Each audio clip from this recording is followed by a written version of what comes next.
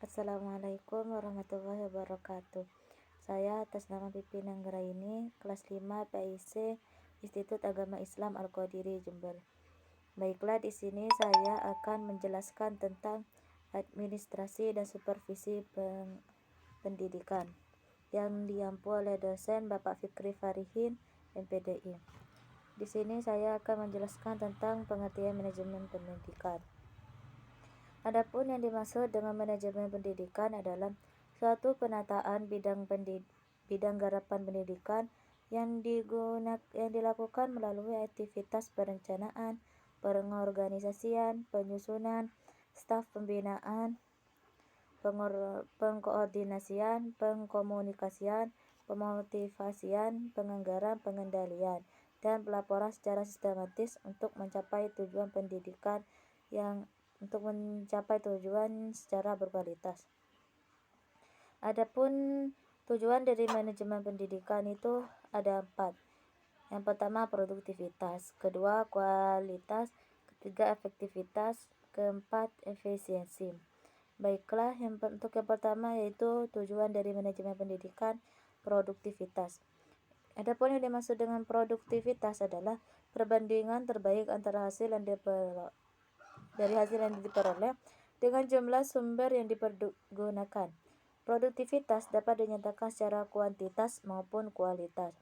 Yang kedua yaitu kualitas. Kualitas ini menunjukkan kepada suatu ukuran penilaian atau penghargaan yang diberikan atau dikenakan kepada barang atau produk dan jasa tertentu berdasarkan pertimbangan objektif atas bobot atau kinerjanya. Yang ketiga yaitu efektivitas. Yang dimaksud dengan efektivitas adalah ukuran keberhasilan dari tujuan organisasi. Dan yang terakhir yaitu efisiensi. Adapun yang dimaksud efisiensi adalah perbandingan antara rencana dengan tujuan yang dicapai. Efisiensi lebih ditekankan pada perbandingan antara input atau sumber daya dengan output. Suatu kegiatan dikatakan efisien bila tujuan dapat dicapai secara optimal dengan penggunaan atau pemakaian sumber daya yang minimal. Selanjutnya yaitu tentang pendekatan manajemen. Adapun pendekatannya yaitu yang pertama empiral atau kasus. Yang dimaksud empiral atau kasus yaitu ilmu dan praktik manajemen yang dikembangkan melalui pengkajian kasus yang telah dialami di masa lalu. Yang kedua yaitu perilaku antar pribadi, yaitu ilmu dan praktik manajemen yang dipelajari melalui hubungan antar pribadi pada organisasi dengan fokus kajian pada individu dan motivasinya. Yang ketiga yaitu perilaku kelompok. Studi tentang pola-pola perilaku kelompok dalam organisasi lebih dominan daripada hubungan antar pribadi. Yang keempat yaitu sistem-sistem sosial kooperatif yang memadukan antara hubungan pribadi dengan kelompok. Bahwa mempelajari manajemen dapat dilakukan dengan mempelajari hubungan antara manusia sebagai sistem sosial yang bekerja sama untuk mencapai sebuah tujuan. Yang kelima yaitu sistem sosioteknikal. Bahwa sistem teknikal memberi pengaruh besar pada sistem sosial, sehingga perlu dikembangkan keterpaduan perhatian dan praktik secara simultan untuk keduanya. Yang keenam yaitu teori keputusan. Bahwa manajer adalah pengambil keputusan sehingga pengembangan manajemen ada pada kemampu dan keahlian mengambil keputusan. Yang ketujuh yaitu sistem. Sistem mempelajari bagian-bagian interdependen organisasi dan hubungan dengan lingkungan yang mempengaruhinya.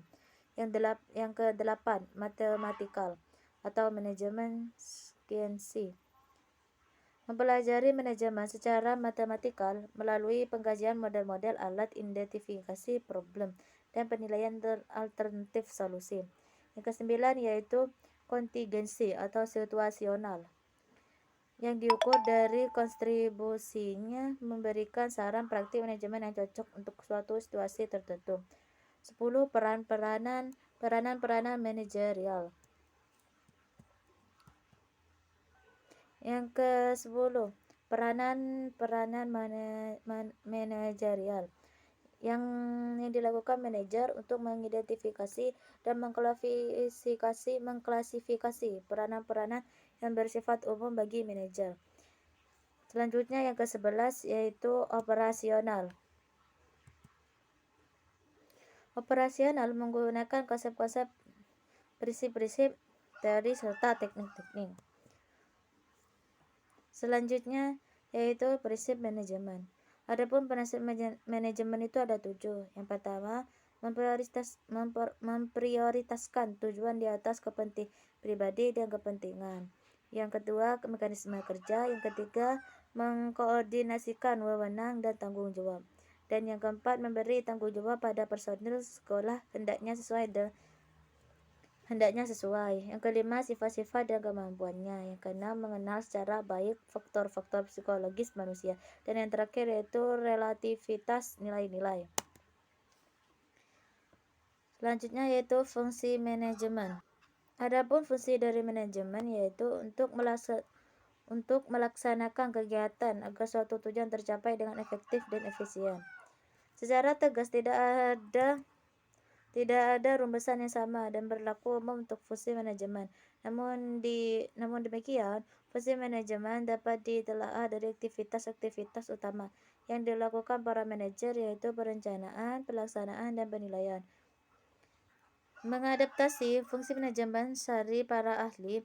Fungsi manajemen yang sesuai dengan profil kinerja pendidikan secara umum adalah melaksanakan fungsi planning, organizing, staffing, coordinating, leading, dan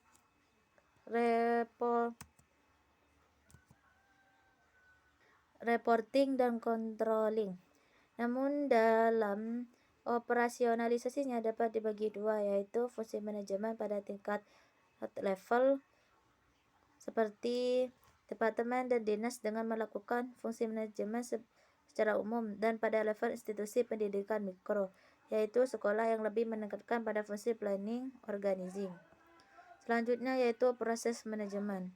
Yang pertama yaitu merencanakan. Adapun yang dimaksud dengan merencanakan adalah membuat suatu target